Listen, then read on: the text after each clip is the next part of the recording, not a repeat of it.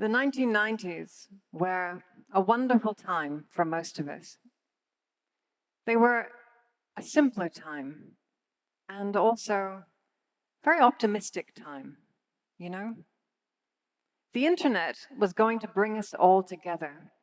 It was going to make the world a smaller place. We could talk to anyone we wanted to, anytime we liked, for free. And yet, we didn't necessarily make friends all around the world.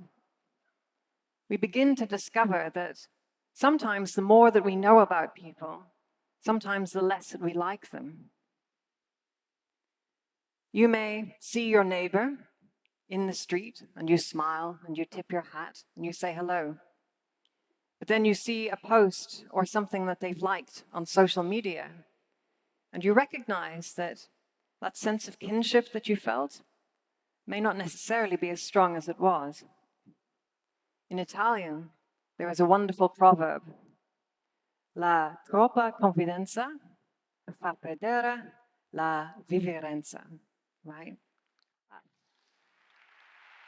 Grazie. Sometimes, when we know too much, we can lose respect for other people. We're also experiencing another phenomenon, one of social density. We are experiencing a world with so many different people in it. Friends of ours, but also celebrities as well. People we've never even met are influencing us from a great distance. But sometimes the company that you're in is what makes the occasion, right? That's what makes things special. And good company can turn a boring occasion into a fun one. And bad company can turn a great occasion into not a good one at all. Sometimes being with someone that you don't necessarily like can kind of spoil the environment. It's a little bit like being stuck in an elevator at a baked bean convention. Not always a fun place to be. The more that we learn about each other, we also find little things to disagree on. There's a phenomenon called Girardian conflict. And it's where people who have a great many things in common, who should be good friends and brothers and sisters, end up fighting each other. They find some small, trivial thing to fight with each other over. And that's what social media amplifies. It helps us to spot the small ways in which we are different. We are also starting to see a very strong politicization of all kinds of topics that used to not be political at all. Prom dresses, coffee shops, video games. Suddenly these simple, everyday, common topics come loaded with a political narrative. And some people see, freedom versus coercion, and other people think it's a clash of civilization versus barbarism. And other people see oppressors and people who want to be free. And everyone has their own particular lens in which they see the world. And often that leads people to feel very, very strongly about things that 10 or 20 years ago they would not have cared about at all. Also, we have a wonderful new hobby, a new form of leisure in our society today. I call it recreational outrage. When we go online and we share memes, and it drives our emotions. Our emotional state in our brain makes us want to do certain things. If we feel in love, we want to build a little nest. If we feel sad, we want to withdraw from the world. But if we feel angry, we want to take action. We want to do something. And so when people spread angry emotion and angry ideas, that drives other people to take action, to share those things. And so it creates a kind of a vicious storm. The people who share things the most, the people who are the most angry, are the ones that we tend to pay attention to. And so the loudest voices in every group, in every moral tribe, can make that tribe look like some sort of horrible caricature. We're also starting to see another phenomenon, one of the Overton window. The Overton window describes the space in which people can have a civil conversation about something. Some topics are okay and some topics are not so okay, right? But what we have today, because we don't have one media, we don't have one narrative, we have many different narratives, is that this window where people can have a civil conversation is splitting. It's pulling in multiple different directions. And it means that it's now very difficult to have a civil conversation with other people. Sometimes, even the words that we use to have a conversation can mean different things to different people. This polarization is starting to filter out of the online world. It is following us offline, and it is showing up in things like employment. Different sectors of our economy have very strong polarizations, one way or another. And it means that if you want to go into one of these industries, but you don't have the polarization that matches, it can be very, very difficult to have a successful career. We see furthermore in the world of education, there are some colleges in the world today that have a ratio of 100 to 1 of polarization. What this means is that educational environments are not always welcoming to people of certain polarizations. Furthermore, most of our science comes from academia as well.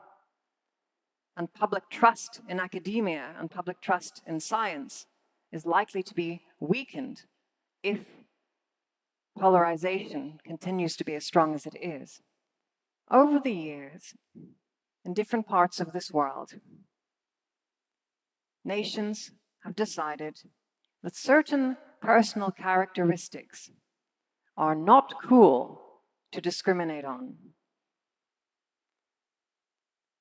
But in a world where having the wrong polarization can mean that somebody really doesn't like you, or doesn't want to date you, or doesn't want to employ you, or doesn't want to live with you, it makes me wonder if perhaps it may be time to think about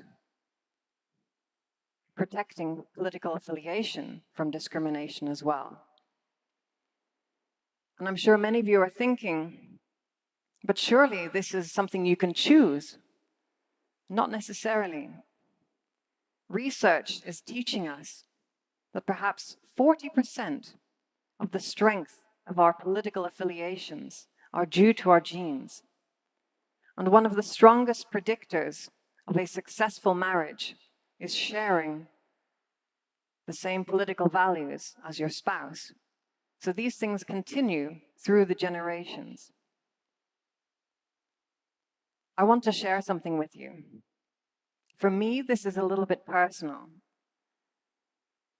And the reason for that is that I grew up in Northern Ireland, a place with very, very strong polarizations, with powerful tribes that have had a very long-standing conflict over generations. It wasn't a very nice place to grow up in at the time, but it's not like that today. Today, Northern Ireland is a truly beautiful country with very warm, passionate, and kind people. You really should come and visit. But there are reasons for why it is so nice and why it was once not so nice.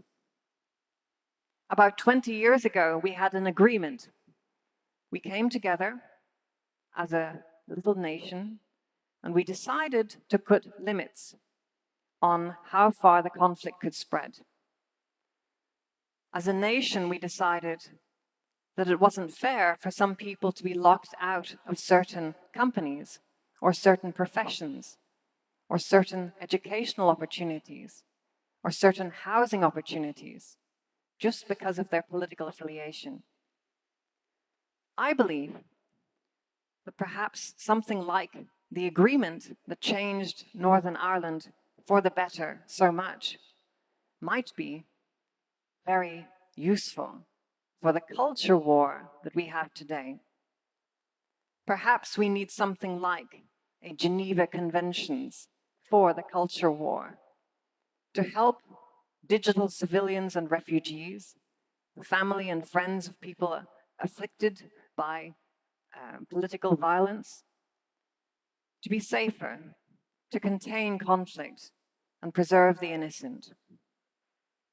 I would like to start a conversation about this topic, to gather in ideas and explore how we might be able to build peace in our world today. Because I really don't want to see anything like Northern Ireland ever come back again in any part of the world. And I'll finish on this point. Having rules of engagement is perhaps useful, but what may be even more useful is teaching our children how to have a civil disagreement. This is, I believe, one of the most important things we can do in our world today. And it's not just about skills, it's about character as well. It's about having the humility to admit that maybe we don't know the absolute truth about everything.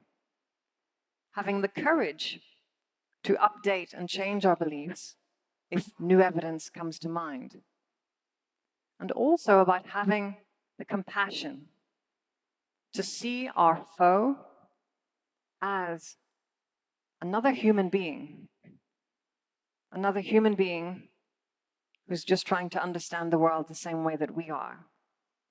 The compassion necessary to realize that just because someone has a different opinion, it doesn't make them a bad person.